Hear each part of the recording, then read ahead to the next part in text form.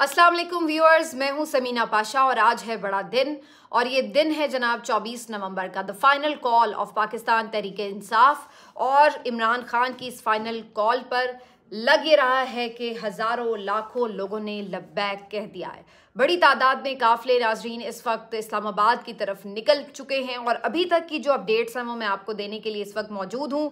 अगरचे इंटरनेट का बहुत शदीद किस्म का प्रॉब्लम चल रहा है, VPN भी बंद हैं और इन्फॉर्मेशन बड़ी महदूद तरीके से पहुंच रही है, लेकिन हमारी कोशिश है कि आप तक तमाम चीज़ें पहुंचा सकें।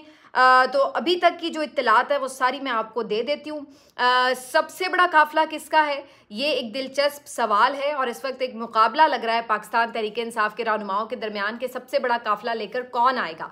तो अभी तक किसका काफिला बड़ा है मैं आपको बताती हूँ। सरप्राइजेस भी हैं कुछ, और सरप्राइज आ रहा है खैबर पख्तूनख्वा से। वो सरप्राइज क्या हो सकता है इस पे बात करेंगे। कुछ फेक खबरें चलाने की कोशिश की गई हुकूमत की तरफ से, और फिर ये भी हमने देखा कि हुकूमती वज़रा की प्रेस कॉन्फ्रेंसेस का एक तांता बन चुका है। अगरचे आके तो बड़ी बड़ी डींगे मार रहे हैं, लेकिन अगर बॉडी लैंग्वेज आप गौर से देखें तो पता चल रहा है कि घबराहट तो है और एक माहौल तो बहरहाल बन गया है, लोग तो बहरहाल निकल आए हैं। और सबसे जो हौसला अफजा बात है इस एहतजाज में PTI के लिए वो ये है कि पंजाब भी निकल आया है। अभी तक जो सबसे ज़्यादा नाकामी नज़र आ रही थी वो यही थी कि पंजाब को मोबिलाइज नहीं कर पा रहे थे। और अगरचे पंजाब में एक बड़ा वोट बैंक है पाकिस्तान तहरीक इंसाफ का, लेकिन इसके बावजूद भी पंजाब को मुतहरिक करने में नाकाम नज़र आ रहे थे। लेकिन इस दफ़ा अगरचे बदतरीन, मैं कहती हूँ बदतरीन तारीख का क्रैकडाउन इस वक्त जारी है। जिस तरीके से रास्ते ब्लॉक हैं, जिस तरह से पूरी फोर्स तैनात है, तो जो जो रुकावटें हो सकती थी और जो एक जैसे कहते हैं ना आपने ताकत को अनलीश कर दिया है, तो वो सूरत हाल है इस वक्त रियासत की तरफ से। लेकिन इसके बावजूद भी पंजाब ने भी खान की पुकार पर लब्बैक कह दिया है। तो एक बहुत ही नाकाबिले यकीन सा मंजर अभी तक तो देखने को मिल रहा है। और मैं आपको जो मुख्तलिफ रिपोर्ट्स हैं उसकी बुनियाद पर ये कह सकती हूँ कि हुकूमत के लिए घबराने का वक्त शुरू हो चुका है। और जनाब अगर PTI ने कोई ब्लंडर ना किया या कोई ऐसी गलती ना की बड़ी, तो अब ये कॉल जो है ये हुकूमत के गले पड़ सकती है और इस बात का हुकूमत को भी अंदाज़ा हो चला है। मैं आपको बता देती हूँ कि इस वक्त तक क्या सिचुएशन है। सिचुएशन ये है कि जी जो उमर अयूब साहब है, अपोजिशन लीडर कौमी असम्बली, उनका काफिला हरीपुर से बहुत बड़ा है जो कि रवाना हो चुका है इस्लामाबाद के लिए। ये बहुत ज़्यादा डिस्टेंस नहीं है बाय द वे, हरीपुर बिल्कुल करीब है इस्लामाबाद के। अगर रुकावट कोई ना हो तो आमतौर पर 1 से 1.5 घंटे में भी आप पहुँच जाते हैं। और चूँकि काफिला होता है साथ तो गाड़ियाँ बहुत होती हैं, उनको लेके साथ चल रहे होते हैं तो ज़्यादा वक्त लग जाता है। और चूँकि अब तो रुकावटें भी हैं तो फिर वक्त का तो कोई अंदाज़ा लगाना मुमकिन नहीं है, लेकिन बहरहाल ये काफिला रवा दवा है। इसके अलावा एक बहुत बड़ा काफिला जनूबी पंजाब से निकला है और ये काफिला लेकर जरताज गुल साहिबा और ऑन अब्बास बप्पी साहब, ये दोनों हजरात निकले थे। मुझे कह लेने दीजिए कि एक बहुत बड़ा काफिला है और अभी तक जो मैंने मुख्तलिफ मनाजिर देखे काफिलों में, मुझे लग रहा है कि ये दोनों लीड करते हुए नजर आ रहे हैं। जनूबी पंजाब ने इमरान खान साहब को वोट देकर भी हैरान किया था और आज यहाँ पर जो लोग निकले हैं, और जिस तरह जरताज गुल साहिबा हमेशा ही बड़ी फ्रंट से लीड करती नजर आती हैं, हमेशा फील्ड में आपको नजर आती हैं, हमेशा हल्के के लोगों के साथ राबतों में रखती नजर आती हैं। और यही वजह है कि जब ऐसे लोग जो हर वक्त हल्के के लोगों के दुख सुख में शरीक हो रहे होते हैं, उनके साथ कनेक्टेड रहते हैं, तो जब वो बाहर निकालते हैं लोगों को तो नजर आता है कि लोग उनकी साथ हाथ में हाथ डालते हैं। तो जरताज गुल साहिबा, उन्होंने कप्तान की टाइग्रेस होने का सबूत दिया है। और आज जब ये काफिला एक बहुत बड़ा काफिला था, इसमें सैकड़ों गाड़ियां थीं, जब ये काफिला निकला है तो आगे इन्हें पुलिस की मज़ामत का सामना भी था। लेकिन इस मौके पर जरताज गुल साहिबा ने बिल्कुल एक टाइग्रेस की तरह गाड़ी की छत पर खड़े होकर सफ़ेद झंडा लहराया और इमरान खान के लिए नारे लगाए और साथ में ये कहा कि वो बिल्कुल पुरअमन है, उनके तमाम कारकुनान पुरअमन हैं और वो खामोशी और बिल्कुल पुरअमन तरीके से इस्लामाबाद की तरफ जा रहे हैं। तो जो इनकी तरफ से ये एक बहुत ही नाकाबिल यकीन मंजर था। और उसके बाद हमने देखा कि पुलिस इस काफिले को रोकने में अभी तक नाकाम नजर आई है। इसके अलावा सरगोदा से उसामा मेला और अंसर इकबाल जो PTI के रहनुमा हैं, इनके भी काफिले निकले हैं काफ़ी बड़ी तादाद में। मियाँ वाली से लेट मी टेल यू, मियाँ वाली से बैरिस्टर उमैर नियाजी साहब एक बहुत बड़ा काफिला निकालने में कामयाब हुए हैं। और उमैर नियाजी साहब ने जो हल्का चुना था या जो उनको हल्का मिला था, ये वो हल्का था जो इमरान खान का आबाई हल्का है, जहाँ से वो इलेक्शन लड़ा करते हैं। तो ये कैसे मुमकिन था कि यहाँ से उन्हें बड़ी तादाद में वोट ना पड़ते? मेरा ख्याल है जो सबसे ज़्यादा वोट किन 2-3 हल्कों में जिनमें पड़े हैं, उनमें एक ये भी हल्का शामिल था। अगर नंबर 1 नहीं था तो शायद नंबर 2-3 होगा। तो बैरिस्टर उमैर नियाजी साहब को यकीन था कि यहाँ पर तो इमरान खान के जाने वाले दीवाने मौजूद हैं। तो यहाँ से जी मियाँ वाली से वो एक बड़ा काफिला लेकर निकले हैं। इनके ऊपर भी पुलिस की तरफ से रुकावटें आई हैं, लेकिन अब देखते हैं कि ये ज़ाहिर है ये रुकावटें तो जगह जगह पर होंगी और ये मज़ामत का सिलसिला भी चलेगा।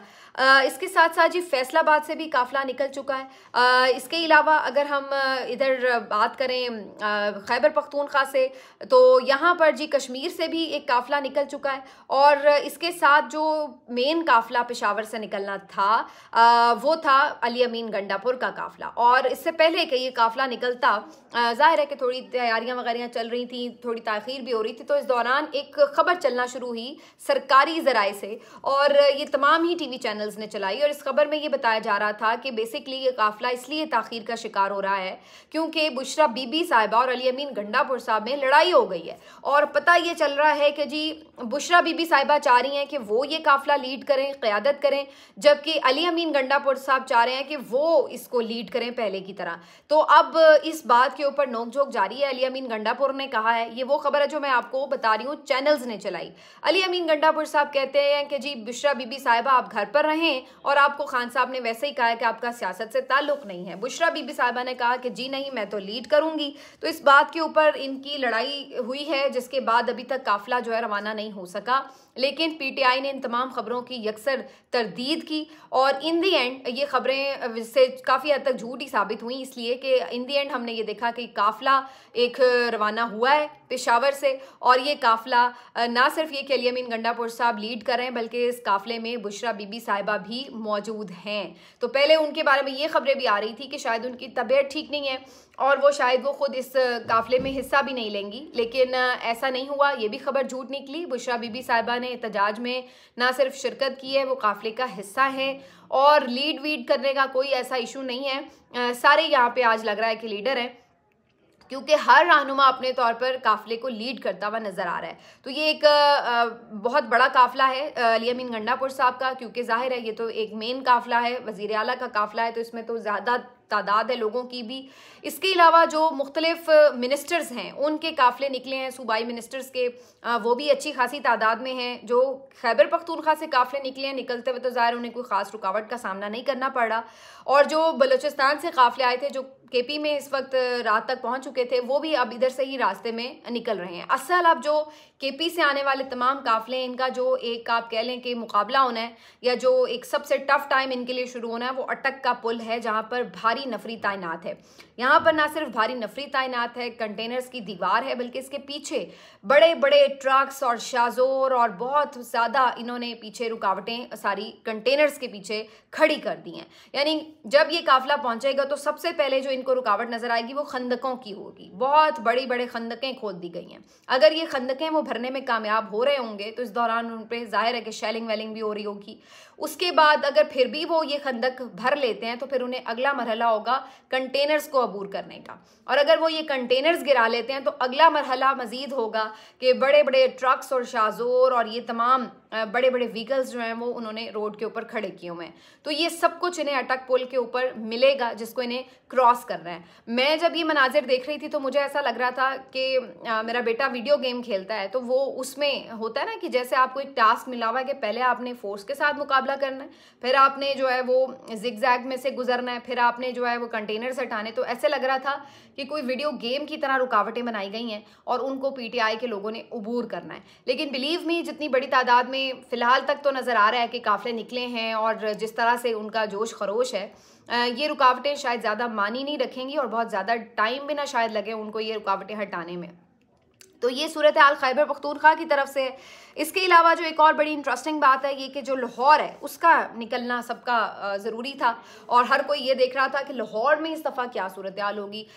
लाहौर को जिस तरह से सील पैक किया गया था मैं पिछली वीडियो में आपको बता चुकी हूँ और अब तक की सूरत हाल के मुताबिक यहाँ पे फिर से एक ज़बरदस्त किस्म का क्रैकडाउन शुरू हुआ है। काफ़ी कारकुनों को इन्होंने गिरफ्तार कर लिया है और सैकड़ों कारकुन बताए जा रहे हैं और बताया जा रहा है कि थानों में बेतहाशा लोग इन्होंने भर लिए हैं गिरफ्तार करके। इसके अलावा जो लाहौर की यहाँ पर मौजूद क़यादत है दस्तयाब, इनको भी पकड़ा है। 3-4 लोग इनके यहाँ पर गिरफ्तार हो चुके हैं और इसके बावजूद भी लिटन रोड पर एक बड़ा काफिला, एक रैली जो है लाहौर में मौजूद थी और ये खासी बड़ी तादाद में लोग देखे जा रहे थे। मतलब अभी तक पिछले जितने एहतजाज हुए उनमें सबसे ज़्यादा बड़ी तादाद में यही रैली जो है वो देखने को मिली है। तो यहाँ पर एक बड़ी रैली है। इसके अलावा अभी थोड़ी देर में बत्ती चौक पर सलमान अकरम राजा साहब का काफिला भी आएगा। डेफिनेटली आलिया हमजा साहिबा भी अपना काफिला निकालेंगी क्योंकि वो तो हर मौके पे हर एहतजाज में अपना हल्का जो है उसको साथ लेकर निकलती हैं, तो वो भी आगे आती हुई नजर आएंगी। तो इस तरह आप ओवरऑल अगर देखें तो आप ये कहने पर मजबूर होंगे कि आज बहरहाल PTI ने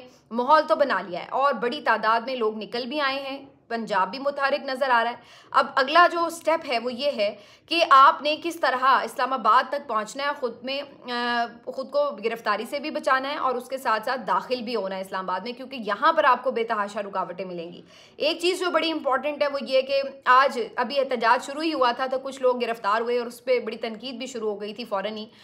तो इस बात को शेख वकास अकरम साहब ने भी कन्फर्म किया है कि ज़ैन कुरैशी साहब और आमिर मुग़ल साहब, मुल्तान से 2-3 जो ये लोग हैं इनको जो है गिरफ्तार कर, आमिर डोगर साहब, ज़ैन कुरैशी साहब, इनको गिरफ्तार कर लिया गया है और इसी तरह से 3-4 और लोग हैं जनूबी ये मगरबी पंजाब के जो सदर हैं इनके, और राय नवाज शायद इनका नाम है, इन्हें भी गिरफ्तार कर लिया गया। बहुत से लोग डाउट कर रहे हैं कि ये फरमाइशी गिरफ्तारियाँ हैं क्योंकि अभी तो इनके साथ लोग भी थे और अभी तो एहतजाज शुरू हुआ था और ये कैसे हो गए। लेकिन बहरहाल ये सारी चीज़ें तो बाद में सॉर्ट आउट होती जाएंगी। अभी ज़्यादा जो सबका फोकस नज़र आ रहा है वो इसी बात पर है। एक सरप्राइज़ की भी बात की है और सरम जावेद ने एक ट्वीट किया है और वो ये कहती हैं कि हम भी आ रहे हैं और हमारे साथ वो भी हैं।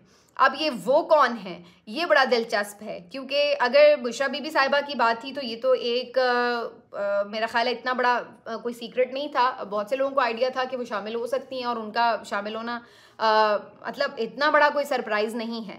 तो अब ये एक गेस वर्क शुरू हो चुका है कि ये कौन हो सकता है जिसके बारे में स्पेशल ये ट्वीट किया जा रहा है। बहुत से लोग ये अंदाज़ा लगा रहे हैं कि ये मुराद सईद ना हो, क्योंकि अगर ये फाइनल कॉल है और बड़ी तादाद में लोग वहाँ पहुँच जाते हैं तो क्योंकि मुख्तलिफ लेयर्स भी होंगी लीडरशिप की कि जी अगर ये गिरफ्तार हो जाए, वो गिरफ्तार हो जाए, अली अमीन गिरफ्तार हो जाए तो फिर कौन जो है वो लीड कर रहा होगा। तो इस बात का भी इम्कान मौजूद है कि कहीं अचानक से बड़ी तादाद में जब लोग इकट्ठे हों तो वहाँ पर मुराद सईद भी अपीयर हो जाए। तो ये एक गैस है, बहरहाल हो भी सकता है, लेकिन मुराद सईद की जान को बहुत ख़तरा है तो इसलिए इस बात का इम्कान वैसे तो कम है कि वो इस तरह से सामने खुलेआम आ जाएँ। शहबाज गिल साहब ने भी अलबत्ता ये कहा है कि कुछ बातें बताने की हैं लेकिन अभी वक्त नहीं है और सरप्राइज़ तो हैं हुकूमत के लिए। इसके अलावा ये ज़रूर कहा जा रहा है कि बुशरा बीबी साहिबा की जान को ख़तरा हो सकता है तो इसलिए उनकी हिफाजत को यकीनी बनाया जाए। तो ये सारी चीज़ें भी साथ में शामिल हैं। लेकिन ये तमाम चीज़ें जो मैं आपको बता रही हूँ उसके बाद हुकूमत बहरहाल पैनिक में है। अडयाला जेल की तरफ जाने वाले तमाम रास्ते सील कर दिए गए हैं। बिल्कुल यहाँ पर भारी नफरी तैनात है और कोई यहाँ पे परिंदा भी इस वक्त पर नहीं मार रहा। तो हुकूमत को कहीं ना कहीं इस बात का खदशा है कि डी चौक जिस तरह से बंद है, हो सकता है कि ये एंड टाइम पर अपना जो टारगेट है या जो अपनी मंजिल है उसको कहीं अडयाला जेल ही ना बना लें, तो लिहाजा वो उस तरफ ना निकल जाएं। तो उन्होंने इसका बंदोबस्त किया है। दूसरी तरफ हुकूमत के वज़रा की प्रेस कॉन्फ्रेंसेस शुरू हो चुकी हैं। अज़मा बुखारी साहिबा तो खैर हमेशा ही आके जिस तरह की गुफ्तगू करती हैं उसको क्या मैं डिस्कस करूं, तो एहसन इकबाल साहब और तारिक फजल चौधरी साहब ने जो गुफ्तगू की है वो काफ़ी ऐसे लग रहा था कि समझाने की कोशिश कर रहे हैं कि देखिए अदालतों से इमरान खान की रिहाई होनी है, उसमें हमारा क्या अमल दखल है। तो भाई अगर आपका अमल दखल नहीं था तो पिंडी के केस में गिरफ्तारी डालने की आखिर क्या ज़रूरत पेश आई थी। अगर आपको लगता था अगर आपका अमल दखल नहीं है तो राना सनाउल्लाह साहब ने ये क्यों कहा था कि जनाब अगर हो भी जाएगी रिहाई तो या इनकी ज़मानतें हो भी जाएं तो कोई और केस भी ढूंढा जा सकता है। ये बात उन्होंने क्यों की?